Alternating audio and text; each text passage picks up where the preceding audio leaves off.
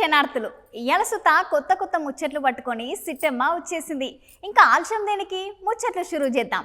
అంతకంటే ముందు హెడ్లైన్స్ చూద్దాం. లిక్కర్ కేసులా కవితక్క అడిగింది బెయిలు, కానీ కోర్టు పంపింది తీహార్ జైలు. దగ్గర పడుతున్నాయంట ఎలక్షన్లు, జోరు పెంచినాయంట రాజకీయ పార్టీలు. చంద్రబాబు సారు సెటైర్లు, మస్తు నవ్విండ్రు మీటింగ్ల జనాలు. టెక్నాలజీని మస్తు వాడుతున్నాడు బెగ్గర్, చూసి ఫిదా అయ్యిండ్రు చూసిన జనాలు.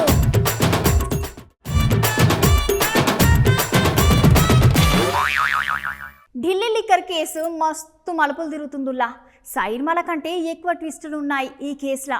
కవితక్కనేమో కడిగిన ముత్యం లెక్క బయటికి వస్తాని అంటుంది. కోర్టేమో ఇంకో 15 రోజులు రిమాండ్కి పంపింది అక్కని. గా కేసు ముచ్చట్లేందో మళ్ళోసారి మీ ముంగడికి పట్టుకొని వచ్చిన ఓ పాలు చూడుండ్రి.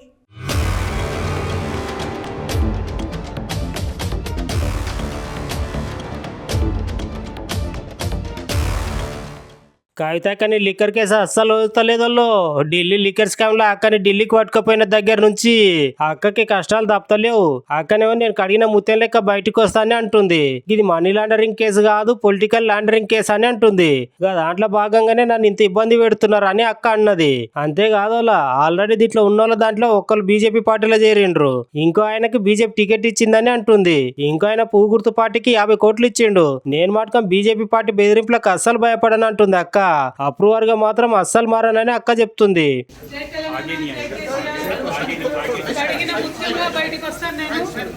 టెంపరీగా జైల్లో పెట్టచ్చు, కానీ దెబ్బతీయలేరు. This is not a money laundering case, it is a political laundering case. One accused has already joined BJP. Second accused is getting a BJP ticket. Third accused has given 50 crores in electoral bonds. This is not a money laundering case, it is a political laundering case. It is a fabricated and false case. We will come out very clean. Jai Telangana. Jai Kavitaka. Jai Telangana. Jai Telangana. No. They are fighting it out. It is an illegal case. అంతేకాకుండా ఈ కేసులో ED సార్లేమో అక్కకి ఇంకా కొన్ని దినాలు కస్టడీకి ఇవ్వాలని అడిగిర్రు. కవితక్క తరపు లాయర్లు సుత అక్క వాళ్ళ కొడుకుకు పరీక్షలు ఉన్నాయి, బెయిల్ ఇవ్వాలని అడిగిర్రు. కానీ అటు ఈడీ సార్లు ఇటు కవితక్క తరపు లాయర్లు అడిగేసరికి ఎటు కాకుండా కోర్టు ఏమో తీర్పును వాయిదేసింది. అంతేకాకుండా అక్కకి 14 రోజులు జుడిషియల్ రిమాండ్స్ తో విధించింది. అంటే కవితకి ఏప్రిల్ 9 తారీఖు దాకా తిహార్ జైలునే ఉండాలి అన్నట్టు. చూడాలి మరి లాస్ట్ ఈ కేసు ఎందాక పోతుందో.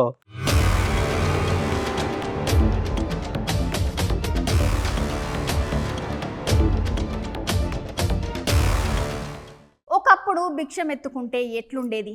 అమ్మ నాయన 1 రూపాయి ఇవ్వరా అని అడిగేది. చిల్లర లేవు అంటే సప్పుడు చేయకుండా పోయేది. కానీ రోజులు మారుతున్న కొద్దీ, టెక్నాలజీ పెరుగుతున్న కొద్దీ వాళ్ళు సుత ఎట్లా తయారవుతున్నారో మీరే చూడుండ్రి. అవునోళ్ళు రాను టెక్నాలజీ మస్తు పెరుగుతుంది. టెక్నాలజీ పెరుగుతుంటే జనాల మస్తు స్మార్ట్ గా తయారవుతున్నారు. మరి అందరికి అట్లా స్మార్ట్ గా తయారవుతున్నప్పుడు మేము మాత్రం ఎందుకు కావద్దు అనుకున్నారో ఏమో. ఇగో గిట్లా ఆలోచన చేసిర్రు. చూసిర్రా డిజిటల్ బేగర్ టెక్నాలజీని ఎట్లా వాడుతున్నాడో. మన మోడీ సార్ డిజిటల్ ఇండియా అన్నాడని చెప్పి బెగ్గర్లు సుత ఇక గదే ఫాలో అవుతున్నారు.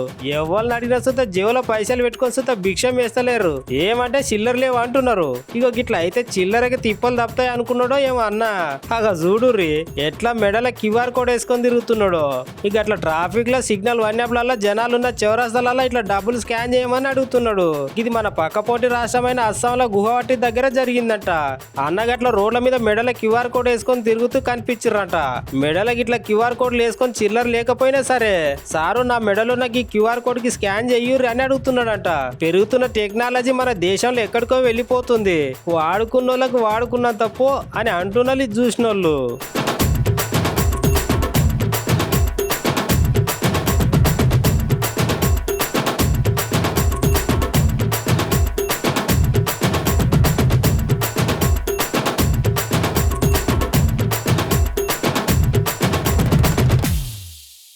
ఎలక్షన్లు దగ్గర పడుతున్న సైకిల్ గుర్తు పార్టీ మస్తు జోరు చూపిస్తున్నది. వరుసగా మీటింగ్ల మీద మీటింగ్లు పెట్టుకుంటా ఇటు చంద్రంల సారు అటు లోకేశం సారు జనాలల్ల తిరుక్కుంటా జనాలల్లనే ఉండేటట్టు చూసుకుంటున్నారు.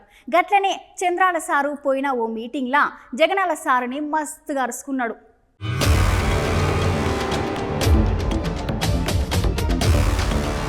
ఎలక్షన్లు దగ్గర పడుతున్న కొద్దీ చంద్రాల సారు లోకేషన్ సారు ఎప్పటికీ జనాలలోనే ఉండేటట్లు చూసుకుంటుర్రోళ్ళు. అంతేకాదు ఈసారి ఎట్లయినా సుత జగనాల సార్ మీద గెలవాలని సైకిల్ గుర్తు పార్టీ వాళ్ళు చూస్తున్నారు. అందుకని ఇటు గాజు గ్లాస్ పార్టీతోనా అటు కమలపూ పార్టీతోనా పొత్తులు పెట్టుకున్నారు. ఇక సందు దొరికినప్పుడల్లా చంద్రాల సారు లోకేషన్ సారు ఇద్దరు జగనాల సార్ను గట్టిగా అరుచుకుంటున్నారు.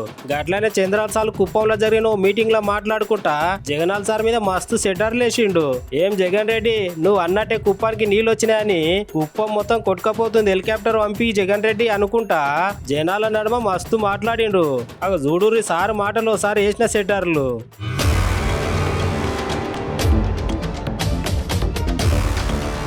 మొన్నే ఈ ముఖ్యమంత్రి సైకో ముఖ్యమంత్రి అందరి నీవా నీళ్లంటూ హంగామా చేశాడా లేదా? వచ్చా నీళ్లు? అయ్యా ముఖ్యమంత్రి మా కుప్పం అంతా కొట్టుకోబోతా ఉంది, ఎక్కడ చూసినా నీళ్లే ఉన్నాయి, మునకైపోయింది. హెలికాప్టర్ పంపించి మమ్మల్ని రక్షించడానికి. అవునా కాదా? డ్రామాలు ఆడతావా? సినిమా సెట్టింగ్లు పెడతావా? నీళ్లు ఎక్కడి నుంచో తెచ్చారు, గేట్లు ఎక్కడి నుంచి తెచ్చారు, గేట్లు పెట్టారు, నీళ్లు ఎత్తారు. ఈయన వెళ్ళాడు, తెల్లవారితో గేట్లు తీసుకుపోయారు. మన తమ్ముళ్ళు ఆ కాలువలో నీళ్లు లేకపోతే నేరుగా పోయి కాలువలో కూర్చొని జగన్ జలగా రా ఇక్కడికి, మా కుప్పంలో నీళ్లు రాలేదని నిరసన తెలియజేశారు తెలుగుదేశం తమ్ముళ్ళు. సిగ్గుందా నీకు ఇప్పుడు రావడానికి నియోజకవర్గానికి? అర్హత ఉందా రావడానికి? పులివెందులకు నీళ్లు ఇచ్చాను, అవునా కాదా? ఇదే మీటింగ్ లో 100 సార్లు చెప్పాను. 90% అందరి నీవా నేనే పూర్తి చేశాను. ఇక్కడే నీళ్లు తీసుకొచ్చి ఎన్నికల ముందు వీకోట్లో నీళ్లు రిలీజ్ చేశాను. అక్కడి నుంచి కుప్పానికి నీళ్లు తేవాలని దద్దమ్మ చవట్లు మీరు అన్న గురించి విమర్శిస్తారా? ఇప్పుడు చెప్తున్నా, నెక్స్ట్ సీజన్ లో కుప్పానికి నీళ్లు తెచ్చే బాధ్యత, అన్ని చెరువులు నింపే బాధ్యత, పాలారు పూర్తిగా భారించే బాధ్యత, ప్రతి ఒక్క ఎకరాకు నీళ్లు ఇచ్చే బాధ్యత తెలుగుదేశం పార్టీ తీసుకుంటుంది.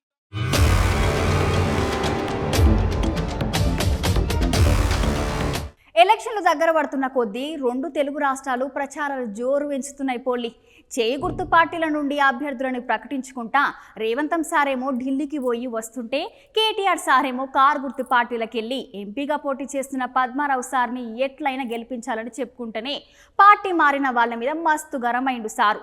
సార్ ఇంకేమంటున్నాడో ఓ మల్క మీరే వినుండ్రి.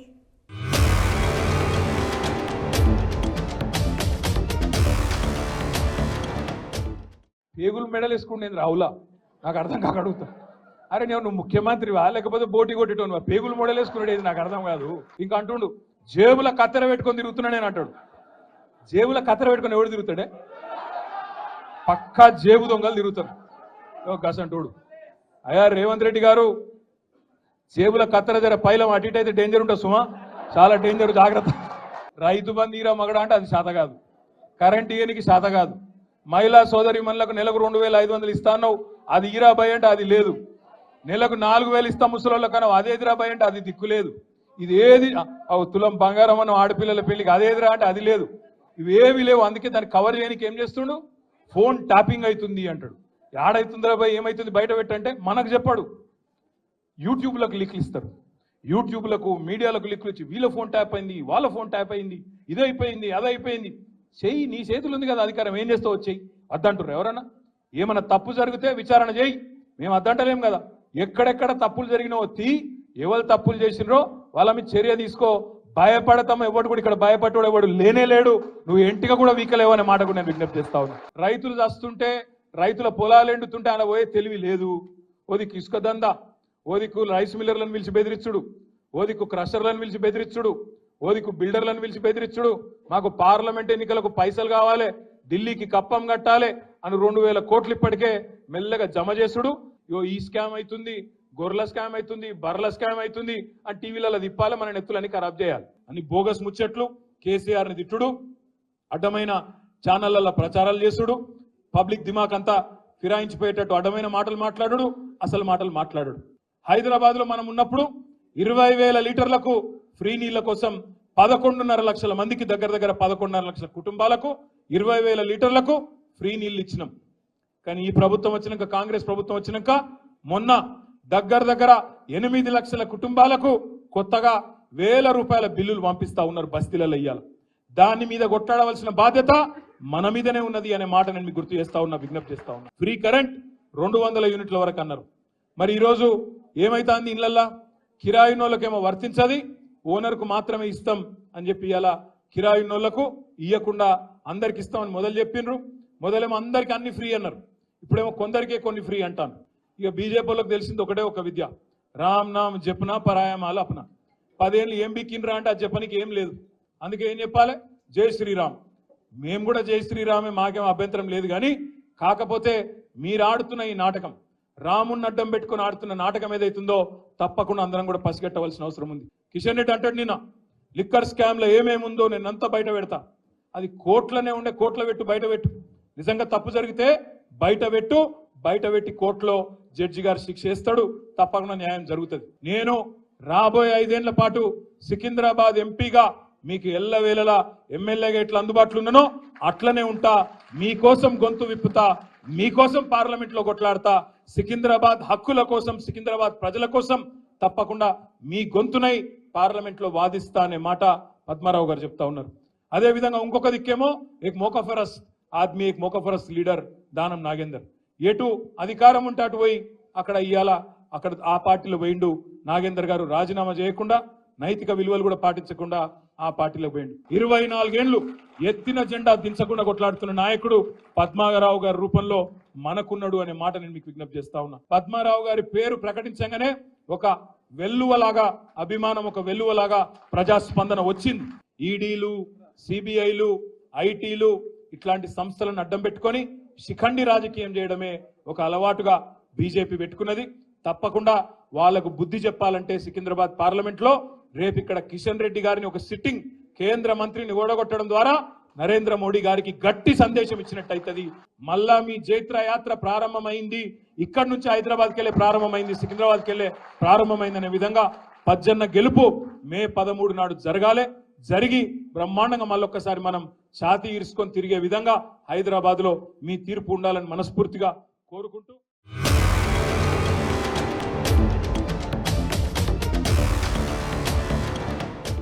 కర్మ ఎవ్వరని విడిచిపెట్టదు. మనం చేసిన మంచైనా మనకి మళ్ళా తిరిగి వస్తుంది, చెడైనా మళ్ళా మనకి తిరిగి వస్తుంది. కర్మ నుండి ఎవ్వరు తప్పించుకోలేరు.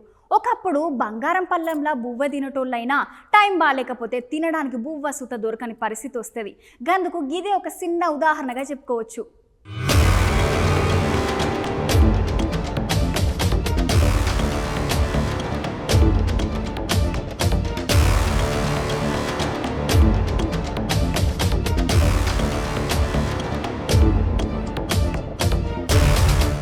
అవును, గీ సామెత మన తెలంగాణ మాజీ ముఖ్యమంత్రి కేసీఆర్ సార్ కు బాగా సరిపోతుందని అంటున్నారు అందరూ. కేసీఆర్ సార్ మస్తు పవర్ఫుల్. సార్ పిలిపే ప్రపంచం. సారు తెలంగాణ ఉద్యమంలో ఎగిసిన కెరటం ప్రాణాలు పానంగా పెట్టి మరీ తెలంగాణ రాష్ట్రాన్ని తెచ్చిండు. అంతేకాదోలా సార్ 7 అడుగు పెడితే ఆడు అఖండ విజయాలే. సార్ ఏం చేసినా తెలంగాణ కోసమే అన్నారు అందరూ. కానీ అది ఒక అప్పట్లా, ఇప్పుడు కాదంటున్నారు అందరూ. ఇంతకు ముచ్చట ఏంటంటే కేసీఆర్ సార్ 2001 సంవత్సరం నుండి మొదలు పెడితే ఇయాల్టి వరుసకు ఒక్కసారి సుత ఎలక్షన్ కి దూరంగా ఉండలేడంట. ఒక కేసీఆర్ సారే కాదోలా, కేటీఆర్ సార్ అయినా, కవితకైనా, ఇంకా హరీష్ రావు సార్ అయినా ఎవరో ఒకరైతే ఖచ్చితంగా ప్రతి ఎలక్షన్ లో నిలబడేదంట.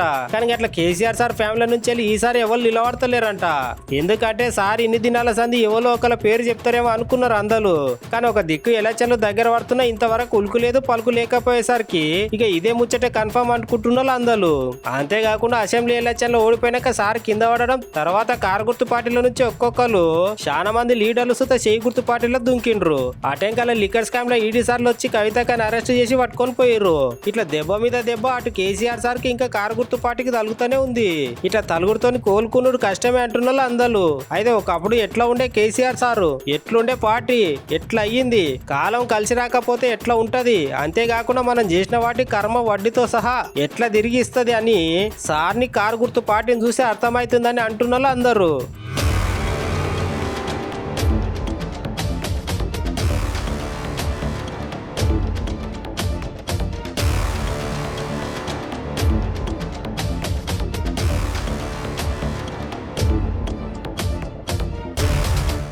పోలీస్ అంటే ఎప్పుడు స్ట్రిక్ట్గా ఉండుకుంటా ఒక డ్యూటీ మాత్రమే చేసేటోళ్ళు కొంతమంది ఉంటారు. ఇంకొంతమంది డ్యూటీకి డ్యూటీ ఓ దిక్కు చేసుకుంటేనే ఇంకో దిక్కు జనాలను మస్తు హుషారు చేసుకుంటా ధూమ్ధామ్ చేస్తారు. అగో అచ్చుగట్లాంటి ఓ పోలీసుని మీకు చూపిస్తా చూడుండ్రి.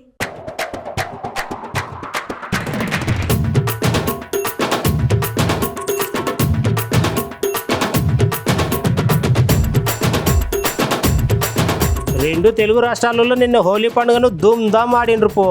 ఎవరు తగ్గలేదు, చిన్నలు పెద్దలు ఆడలు మొగలు అందరు పొట్టుగా రంగులు చల్లుకొని ఎంజాయ్ చేసిర్రు. పల్లె పట్నం అనే తేడా లేకుండా రంగులు గుప్పుడే గుప్పుడు. రాజకీయ నాయకులు పోలీసులు సుత ఏం తక్కువ కాదు, వాళ్ళు సుత మస్తు జోరుగానే ఆడిర్రు. ఇక చూడూరు కొత్తగూడెంలో జరిగింది రంగుల హోలీ.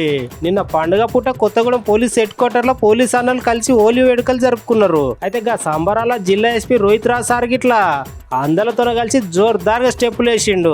సార్ చూడు ఏ పాటకి డ్యాన్సులు వేస్తుండో. ఇక సార్ డ్యాన్సులు చేసుకుంటే అక్కడ ఉన్న అందరు పోలీసులలో మస్తు జోష్ నింపిండు.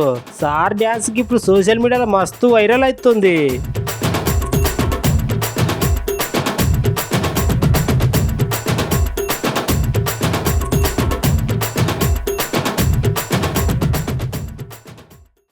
ఎలక్షన్లు దగ్గర పడుతున్నాయి. అన్ని పార్టీలు జోరుగా ప్రచారం చేస్తున్నాయి. అన్ని పార్టీల నుండి పోటీ చేసేటోళ్ళ పేర్లు ఆల్రెడీ బయటకు సుత వచ్చేసినాయి. మరి ఇంతటి బిజీ షెడ్యూల్ల సుత మన ప్రపంచ స్టార్ కేఏ పాల్ సారు ఏం చేస్తున్నాడు తెలుసుకోవాలి కదా. సార్ ఏం చేస్తున్నాడో ఓ మాల్క మీరే చూడుండ్రి.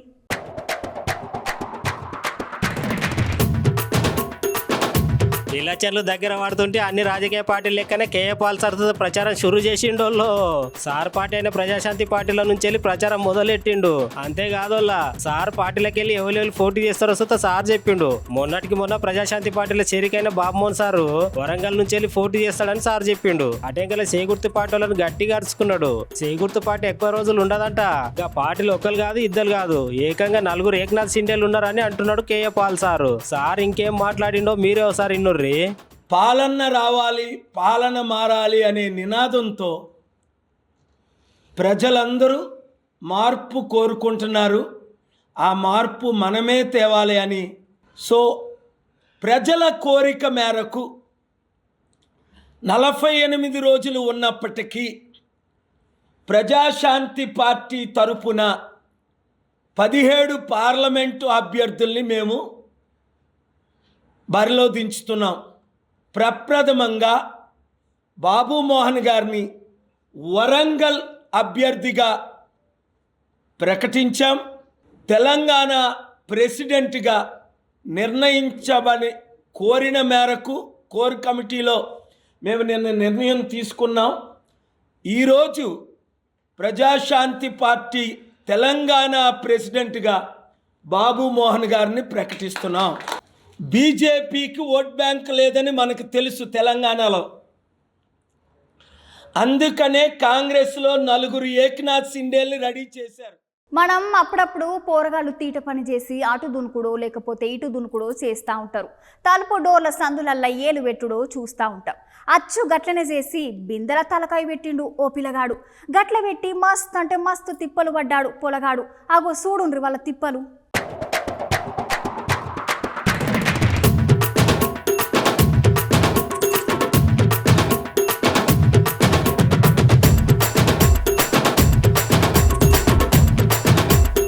అవునల్లా మన ఇండ్లలో అప్పుడప్పుడు పోరగాళ్ళు తలుపు సందులో ఏలు పెట్టడో లేకపోతే బిందెలలో తలకాయ పెట్టడో చూస్తుంటాం కదా. కానీ గిక్కడ్సతో అచ్చు గదే జరిగింది. ఇక ఓ పిల్లాడు ఆడుకుంటూ పోయి గిన్నెల తలకాయ పెట్టినట. ఇక ఎట్లా తిప్పలు పడుతున్నారో చూడుర్రి. ఇక వాళ్ళ తలకాయ తీయనికే ఈ ముచ్చట ఏడ జరిగిందంటే తమిళనాడు రాష్ట్రంలో చెన్నైలో జరిగిందంట. ఇక పిల్లాడు ఆడుకుంటూ పోయి వంట రూమ్ లో పోయిండట. చిన్న పిల్లలు ఒక తాను ఉంటారా చెప్పుర్రి. పోయి ఇక గిన్నెల తలకాయ పెట్టినట. అంతే ఇక గయంతా గిన్నెలు ఇరుకపోయిందట. ఇక గిన్నెలకెళ్ళి తలకాయ తీయనికి చాలా తిప్పలు పడ్డారట పాపం. ఇక అట్లా ఎంతసేపటికి తిప్పలు పడే తలకాయ రాకపోయేసరికి లాస్ట్ కి ఫైర్ ఆఫీసర్లకు చెప్తే వాళ్ళు వచ్చి ఇక గిన్నెని నిమ్మలంగా కత్తిరించి బాబుని కాపాడిరట. చూసిర్రా కూరగాయలను అట్లా ఎట్లా పడితే అట్లా విడిచిపెడితే ఎట్లా అవుతుందో. అందుకే వాళ్ళు చేసే పనుల మీద జరంతో కన్నేసి ఉండాలి. లేకపోతే ఇగో గిట్లనే అవుతుంది. తర్వాత మస్తు తిప్పలు పడాల్సి వస్తుంది.